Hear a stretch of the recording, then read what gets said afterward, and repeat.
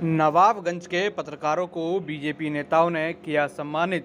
पत्रकारिता दिवस के मौके पर पत्रकारों को कोरोना योद्धा मानते हुए नवाबगंज के बीजेपी नेताओं ने पत्रकारों को फूलों की वर्षा कर मास्क सैनिटाइजर बांटकर सम्मानित किया। उनका कहना था, जिस तरह से हमारे देश में कोरोना महामारी ने अपने पैर पसारे हैं, इसमें बहुत सारे लोगों की जान चली गई है। जहां एक तरफ इस व्यक्ति को कोरोना संक्रमित हो जाता है, बदकिस्मती से उसकी मौत हो जाती है, तब परिवार के लोग सहित रिश्तेदार भी उस व्यक्ति से दूरी बनाए रखते हैं जो उनका बहुत ही करीबी था। उस घड़ी में ग्राउंड जीरो पर अपनी रिपोर्टिंग कर अपनी जान की जोखिम में डालकर वहां पर जाकर लोगों तक सच्चाई पहुंचाने का काम करते हैं। यह भूल जाते हैं कि उनके पीछे भी एक परिवार है, उस परिवार को भी उनकी ज़रूरत है। लेकिन समाज सेवा का ऐसा जज्बा पत्रकारों में होता है कि वह अपनी जान जोखिम में डालकर ग्राउंड जीरो से रिपोर्टिंग करता है। इसलिए सफाई कर्मी, पुलिस कर्मी, स्वास्थ्य कर्मी के साथ साथ पत्रकार भी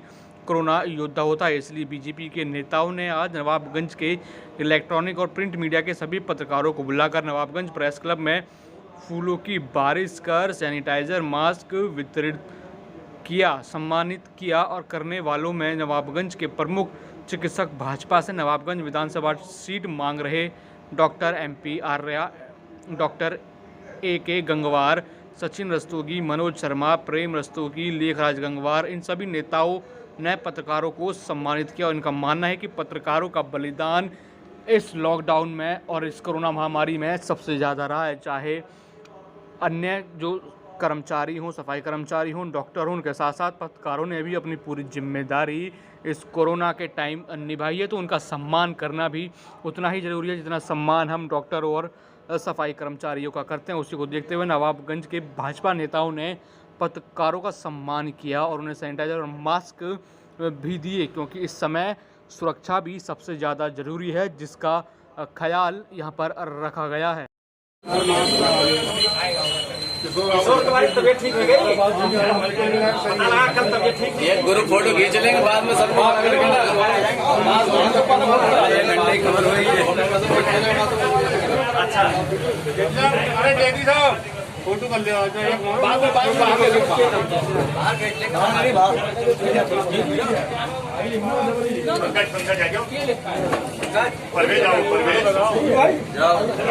अरे वीडियो बना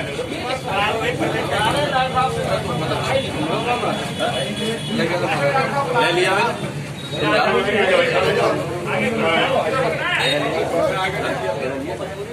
तेरा पत्रकार दिवस था, कल चूंकि मैं बाहर था इसलिए कल भी कार्यक्रम हो नहीं पाया। भारतीय जनता पार्टी के शीर्ष नेतृत्व के आह्वान पर सेवा ही संगठन है, उसके कार्यक्रम के तहत आज हमने पत्रकारों को सम्मान किया है और भविष्य में आगे करते रहे। आप हर बार पत्रकारों को सम्मान करते हैं, ऐसी क्या मोहब्बत है आप पत्रकारों से जो आप सम्मान करते रहे? इस कोरोना कालखंड के दौरान पत्रकार बंधु जिस तरह अपनी जान जोखिम में डालकर पूरी नगर की कवरेज कर रहे हैं, कवरेज कर हम सभी नगर के लोगों के लिए अपनी खबर, वहाँ की खबर, वहाँ के हालचाल पहुँचा रहे हैं, ये अपने आप में बहुत बड़ी बात है। यही कारण है मेरा पत्रकारों के प्रति इतना लगाव और इसलिए मैंने पत्रकारों को सम्मान करता हूँ, करता रहूँगा। धन्यवाद। किया गया है क्या आज का पूरा कार्यक्रम था, बताइए थोड़ा सा। पत्रकार जो है हमारे देश का एक स्तंभ है। पत्रकारों का मेन जो काम है सच्चाई को उजागर करना है, चाहे वो अमीर हो चाहे गरीब हो, सबका एक तरह से उनको जो है सच्चाई को सामने लाना होता है और विशेषकर गरीबों का ज़्यादा ध्यान रखना होता है। इस उपलक्ष्य में आज हमने यहाँ पत्रकारों के सम्मान में ये प्रोग्राम रखा हुआ है, जिसमें हमने पत्रकारों को सैनिटाइजर और मास्क का वितरण करा है। जी, जिस नवाबगंज में जो पत्रकारों के लिए प्रेस क्लब की कमी महसूस नहीं होती है। अब हम इस बार जो है ब्लॉक प्रमुखी का इलेक्शन लड़ रहे हैं और यहाँ पे बहुत समय से चेयरमैन जो है हमारी सालत आए जी हैं, पहले उन्हें इस बारे में ध्यान देना चाहिए था कि यहाँ पे नगर पालिका में एक प्रेस क्लब बनाए। उन्होंने इस बारे में कोई भी ध्यान नहीं दिया है। मेरा पूरा प्रयास रहेगा कि यहाँ पे एक प्रेस क्लब पत्रकारों के लिए अलग से बनाया जाए। प्रेस क्लब पहले बना हुआ था, उसको तोड़ दिया गया। जानकारी है, रविंद्र सिंह राठौर जी ने बनवाया था जी। ऊपर एक अच्छा सा कमरा था, व्यवस्थित पत्रकारिता मतलब पत्रकारों के लिए जगह थी, स्थान था, वो तोड़ दिया गया। वो एक अलग विषय है, लेकिन हम लोग आगे आने पर निश्चित रूप से इस चीज़ की व्यवस्था करेंगे।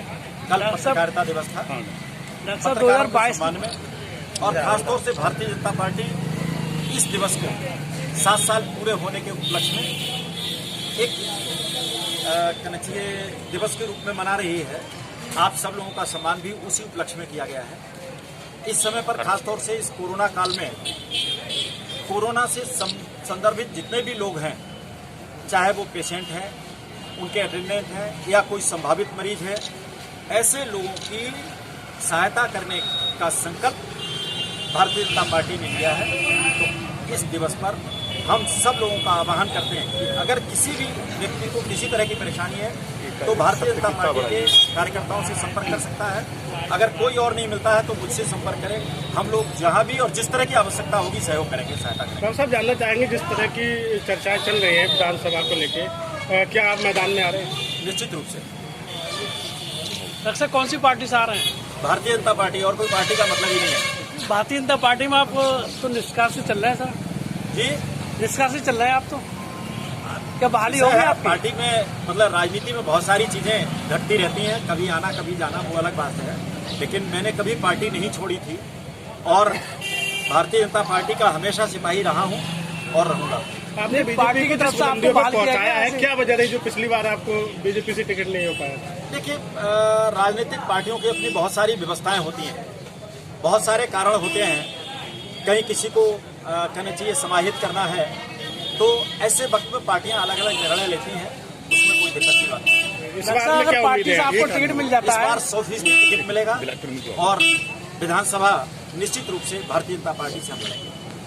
डॉक्टर साहब, भाजपा में आने के साथ ही आपने जिस ढंग से दोनों इलाकों में ब्लॉक प्रमुखी का चुनाव होने जा रहा है, इसके लिए किस तरह की तैयारियां हैं आपकी? भारतीय जनता पार्टी दोनों इलाकों में अपने ब्लॉक प्रमुख बनाने जा रही है और ये भी हो सकता है कि दोनों इलाकों में निर्विरोध ब्लॉक प्रमुख चुने जाएंगे।